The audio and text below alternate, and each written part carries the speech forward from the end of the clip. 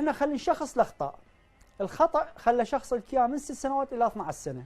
طيب شوف حقارن لك بين اللاعب حسب المعيار العالمي باوروبا وبالعالم شو يتمرن ولاعبنا. نعم. اللاعب العراقي ياخذ 60 دقيقه اسبوعيا فقط تمرين مهارات. زين. هاي واحد. ما عنده مناهج تدريبيه خاصه بالبيت. هاي واحد. تمام. الشيء الثاني ما عنده برامج التعليم العقلي. ما عنده برامج ومناهج خاصه بالتعليم المهاري المخصص. تعليم المهاري اللي عندنا يتمرن فقط على المناوله والدحرجه والاخماد. طيب. خل اجيك للاعب المعيار العالمي يتمرن خلال الاسبوع من 12 الى 16 ساعه تمرين. طيب اترك عالميا، اتركها وقارن لي بين الدول المجاوره اللي بدت حقيقه يعني تستفيد من تجارب الغرب، تستقطب خبرات الغرب من اجل تطبيقها على مجتمعاتها الرياضيه تحديدا، لان نتكلم بالرياضه. بالضبط. احنا دكتور موفق احنا عندنا مدربين. نعم. عندنا مدربين فئات عمريه ممتازين. نعم. لكن المدرب يحتاج مناهج تدريبيه حديثه. احنا الفئات العمريه يحتاجون بدني مهاري خططي معرفي اجتماعي نفسي. نعم. كل يعني من 6 سنوات الى 8 سنوات هاي الجوانب، من 8 سنوات الى 10 سنوات، من 10 سنوات الى 12 سنه. تمام. بيها نسب مئويه وتختلف من مرحله الى مرحله. خلينا ناخذ فالجانب بسيط المهاري. انت تعرف موجوده بال400 مهاره لاعبين لحد الان ما يعرفون بيها. طيب انا راح استوقفك هنا.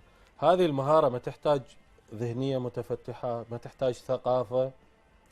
شلون اني يعني ادخل هذه المهاره بدون تثقيف ذهني وفكري؟ دكتور موفق. نعم. احنا يعني نبدي بالجانب المهاري الطفل من عمر 6 سنوات. تمام. الطفل اول مرحله يفوت بيها بالجانب المهاري هي مرحله احنا نسميها البال ماستري، انا جايبه. طيب. ثاني مرحله هاي البال ماستري بيها هي الاحساس بالكره. نعم. بيها 200 تمرين. تمام. هاي تقوي الاعصاب الحس السنسوري والموتوري عند الرجل بحيث يتحكم بالكره مثل ايده. زين. يخلص هاي المرحله ينتقل الى مرحله جديده هي التشينج اوف دايركشن، يخلص هاي المرحله الى ستوب ستارز، يخلص الى الفينس. هاي المراحل اذا ما يفوت بها اللاعب ما يكون لاعب مهاري بمواصفات اللاعبين الدوليين. يعني يخلص 12 سنه اذا ما يتقن هاي المهارات ب 300 مهاره بعد 12 سنه ما مهيئ يكون لاعب كره قدم. يكون طيب. لاعب طوبه صحيح. انا وياك هسه. ايه؟ احنا يعني مثل ما يقول بدنا نتكلم بنفس الاتجاه. نعم. لكن انا اريد اطبق هذا على ارض الواقع. ارض الواقع يسمح بتطبيق مثل هذا الامر؟ ارض الواقع دكتور موفق احنا خلي يعني الامور اللوجستيه خلينا نعرج عليها. ظاهره انتشار المدارس الكرويه العشوائيه هاي ظاهره كلش خطيره. طيب. شلون؟ هاي المدارس الكرويه الموجوده بكل العراق كل مدرسه لها منهاج خاص. طيب. كل مدرسه تدرس تعلم تعليم خاص بيها. نعم. ماكو مناهج موحده وهاي طيب. المناهج ما خاضعه المعايير بحيث بالنهايه تخرج لك لاعب موهوب يمتلك جوانب مهاريه وبدنيه وخططيه باعلى مستويات. طيب. انت شنو الفائده تجيب لك لاعبين تجمع وبعدين يعرفون مدارسهم واهلهم يصرفون عليهم وقت وفلوس الى ما يوصل 12 سنه وبعدين من يترحل لو ينشمر ينذب على صفحه لو مستوى اصلا ما يتطور او يتوقف. طيب. زين. انت تحتاج الى نوعيه مو كميه.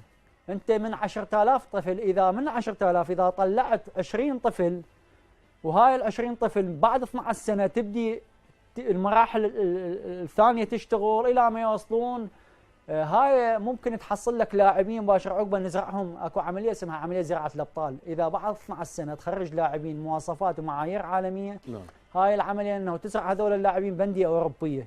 من تزرعهم بانديه اوروبيه هاي طبعا استفادوا منها الافارقه واليابان. من تزرعهم هاي الانديه الاوروبيه حيستفادون يتطورون. انا وياك. انا وياك. لكن الان اذا اجي